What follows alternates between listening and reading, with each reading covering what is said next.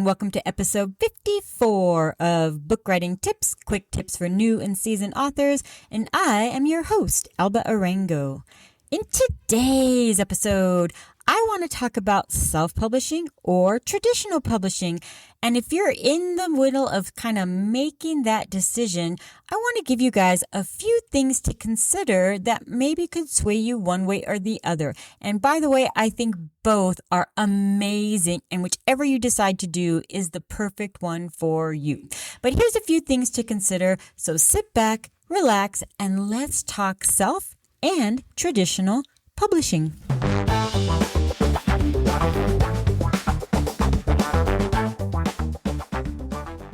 Alrighty then, today's episode will be in two parts as always. In part one, I want to go over some pros and some cons of self-publishing. And then in part two, I want to go over the same thing, some pros and some cons of traditional publishing. Now, FYI, this is just a few things to consider. It's not an exhaustive comparison of the two, but just a few things to kind of get your mind kind of whirling about which of the two maybe sounds like a better fit for you. So, all right, let's get right down to it. Part one, self-publishing. What are some pros about self-publishing? Well, first of all, you have complete control of your work. Everything about it is in your control. You control all of it. Now, I'm going to give you a story. And this is a true story and one I have shared with many people at all the conferences I do and all the different presentations that I do of why in 2013 I decided to do the self-publishing for my first book, The Magic Sapphire. So I was debating, like you may be debating right now, whether to do the self-publishing or whether to do traditional publishing. And I had the fortune that I actually had my book looked at by Scholastic. They actually had the book for like 9 months. I wrote an entire separate first book of a different series while they were contemplating the book. And then they gave me the no, and I was like, aw. But now I had to make the choice. Do I want to continue to pursue a potential for traditional publishing, or should I do the self-publishing route? And it just happens that at that time, this was like 2012, 2013, that Rick Riordan, who is my all-time favorite author of the Percy Jackson series, he was publishing a different series called The Kane Chronicles. And in that series, the kids are mixed, and the boy looks black and the girl looks white. And when his book was published in the Netherlands, they whitewashed the characters so that they were both white on the cover, and he threw a fit. Called his publisher angry as anything. How dare they? And the publisher, kind of let him know that, in the publishing world, they have the right to put whatever cover they want on the book. And, they contacted the publisher, and the publisher gave some kind of story about how, well, our readers kind of prefer white characters on the cover. I mean, it was like a crazy, crazy story. And I remember reading this just livid blog that Rick Riordan wrote about it. And I totally felt his pain. I don't know what I would do. And I know my main character is black. And I really thought if they whitewashed him on the cover, I would lose my mind. And so I decided, you know what? I want control. And the only way to do that is to be a self-publisher. So that is a pro of self-publishing, is you get to decide whatever kind of cover that you want. You get to make those decisions. So you get to decide what publication date it is. You get to pick the date. Like you decide, I want it published on my birthday, or I want it published, in honor of, my dad's birthday, or whatever you want. You get to make that decision. So that's kind of a cool thing to have control of as well. And you also get to decide what gets put on the back matter. And I know that sounds like kind of a strange thing, like why? But you got to understand that back matter, what is on the back, is what most people decide that gives them whether they want to read more in the book or not read the book. I think I've read it, many times that back matter better be the best writing you do if you're self-publishing your book, because that's for many, many people what's going to make the decision of whether they actually buy your book or not. And you get to control that. You get to have, lots of people look at it and kind of help you craft it if you want. So you have control of your book, and that is definitely a pro. Pro number 2, higher royalties for sure. You make the money on the book because you're the publisher. So you make all of it. And the royalties can be as high as like 70%, depending on what platform you use to publish your book. So you're talking, you get the majority because you are the publisher. So instead of your publisher getting a big chunk of it and you getting not so much of it, you get, the big chunk of it, up to 70%, depending on the platform. And that's a huge incentive for self-publishing. And the third one is one that you probably maybe you didn't even think of. I know I really never thought of it until I listened to a webinar of an agent, like literally just like last month. Last month? April was last month, right? Yeah. So last month I was listening to this webinar of a young adult agent, and she was talking about BookTok. And just really the insane popularity of BookTok for young adult. And that is, by the way, true of romance, romantasy, and fantasy as well. Other genres, not so much. But if you write in any of those genres, BookTok is like the hot ticket for selling your book. The thing is, a lot of BookTokers are much more inclined to publicize self-published authors. So they're not going to be publicizing the traditionally published. They're looking for self-published authors, maybe even unknown self-published authors that they want to show off to the world on their BookTok. And that is a unique market and a super hot one. And FYI, at not this last conference I just attended, but the one before that, I was listening in on a panel, and there were all publishers and acquiring editors for publishing houses. And someone brought up like how influential is BookTok and, self-publishing? Do you guys even consider that? And they're like, Oh yeah. If there is a self-publisher that's making the rounds in BookTok and they are doing really, really well, we might actually reach out to them and offer them a deal. So that is, in a way, only available to self-publishers. So that is a super hot kind of now thing that is super popular. That is a pro for self-publishing. However, there is a dark side, or I should say the con side to self-publishing as well. And so here we go. The cons to self-publishing. Number one, hands down, is the cost, because you have to pay for everything.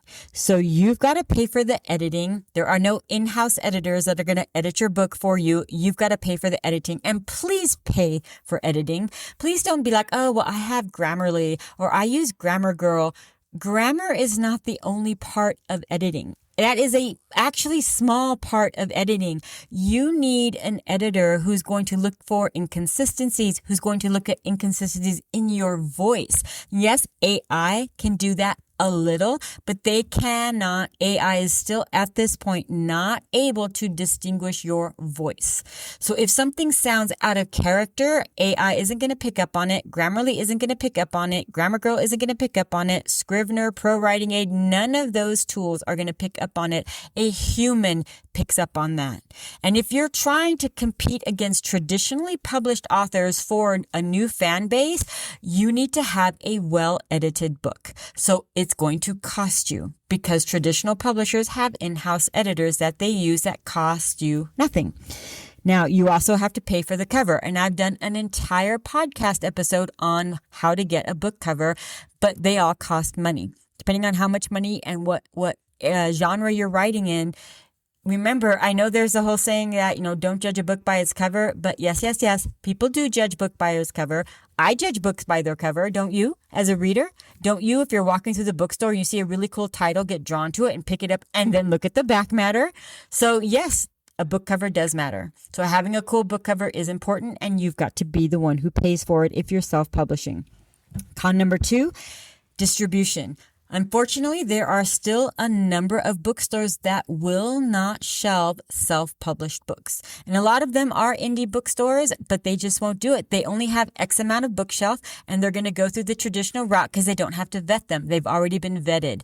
They haven't vetted yours because they haven't read yours, and they don't know about you. So they don't know if you had an editor or if your book is full of all kinds of grammatical and errors. They're not, and I mean, unless they're willing to sit there and read your book, they're probably not going to carry your book. book. So distribution is a con for self-publishing. It can limit where you distribute your book. The same is true of libraries, because libraries have limited shelf space as well. They're going to probably favor traditional published books because, again, they've already been vetted. They don't have to worry about, are there a bunch of errors in this book? Are there, non-industry standards for kids' books? I mean, they don't have to worry about that because traditional publishers will make sure those books are all okay. And last but not least, and this is kind of slowly changing, but right now it is still the case, a lot of awards, and I'm talking like mainstream literary awards, are not open to self-published authors. So that can limit, if you are really looking at getting some accolades for your book, you can still find self-published. Even Writer's Digest has a self-published book awards, but a lot of the mainstream ones still only accept traditionally published works. So that can be a con as well, depending on what it is you want to get out of your publishing. Now, before we get into the pros and cons of traditional publishing, it's time for the crazy law / writing prompt. And if you are new to the podcast, every week I give you a crazy law. And this is a law that once upon a time was a real law in history. And your challenge, should you choose to accept it, is to write a short story based on that law. And it can be any kind of story that you want. It's your story, but it's just a way to kind of flex your writing muscles and maybe give you a break from your work in progress. So here you go, this week's crazy law. In Avondale, I apologize, I don't know how to pronounce that, Arizona. And I chose Arizona because I'm getting ready to go to vacation in Arizona. In Avondale, Arizona, fortune telling for money is illegal. And I already, as I was writing that, came up with my story on why I think they had to make that a law. But you are welcome to write whatever kind of story you want. So there you go. That's your crazy law for this week. But with no further ado, let's get down to the pros and cons of traditional publishing. Let's start with the pros. And hands down, number one is the cost, because it costs you nothing to traditionally publish your book. The publisher shells out all the money for the book cover, for the editor. Now, there may be some small publishers that will ask you to kind of split the cost on some things like marketing, but the traditional publishers pay for everything, including the editing, and that is a huge cost benefit that you don't have to worry about.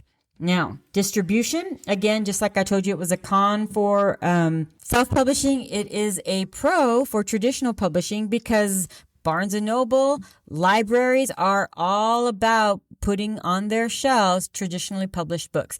They don't have to vet them. They don't have to worry about what kind of content is in them because they've already been vetted.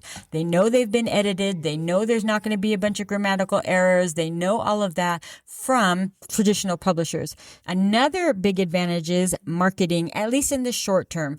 Most big and medium-sized publishers are going to focus on marketing your book because they want to make money. So they have a little bit of time where they are going to push your book out. I know that a lot of publishers, medium and large published houses, small houses have a smaller budget, but they might be willing to put some money into marketing your book as well because, again, they want to make money.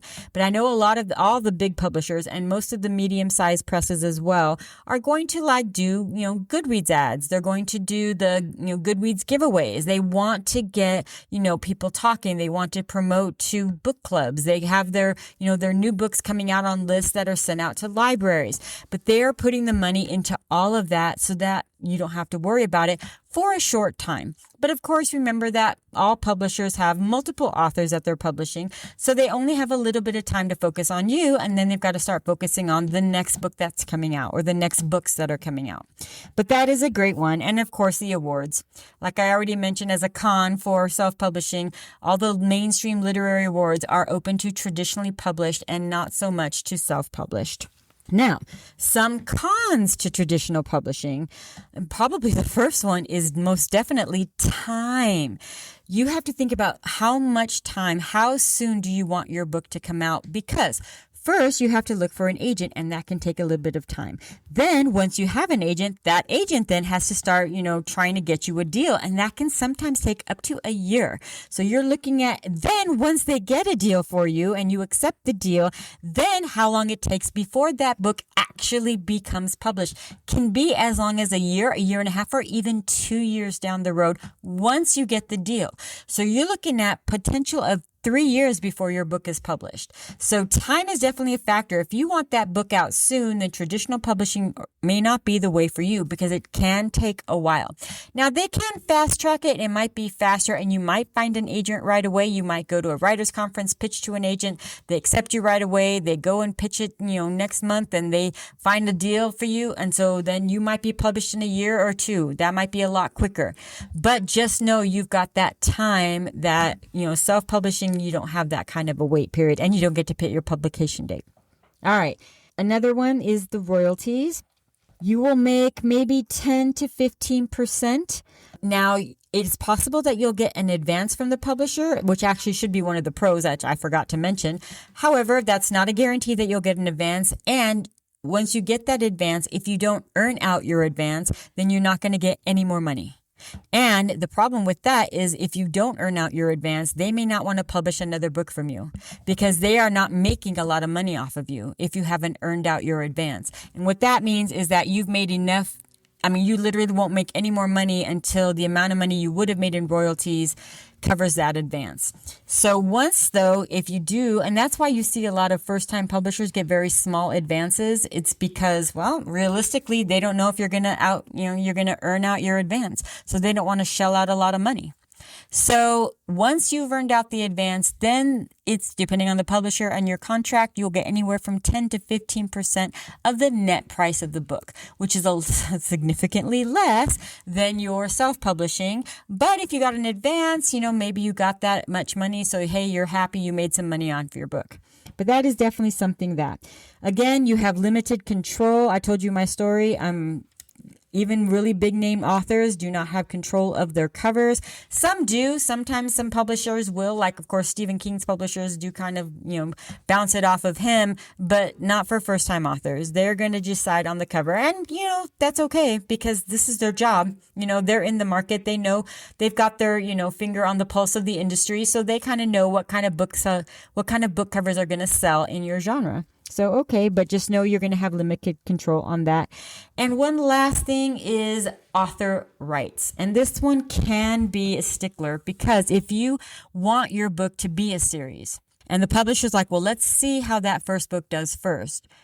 Most of the time you hand them your author rights to that series when you sign the contract. And then after book 1, if it didn't sell very well and they decide they're not going to publish any more books, they may not return your rights to you. And then you cannot publish any more books in that series because the publisher owns the publishing rights to that series. So that may have to be something in your negotiation that you want, that if they're not going to publish that series anymore, that you get your author rights back, but then you may not get that publishing deal that you want because that's one of the things that oftentimes they want to keep control of. Now, you might be able to negotiate that if the publishing house goes under, that you get your rights back. So you can get the rights back to any of the books that they control, but that's going to, again, be part of your negotiation between you, your agent, and the publisher. All right, that is just a few things for you to consider between self-publishing and traditional publishing. If you have anything else you'd like to add, feel free to drop it in the comments. Other than that, if you enjoyed this episode, please, please, please give it a like. Please follow if you're not following me yet. And I drop a new episode every Wednesday. So until next week, be safe, and I will see you all next week.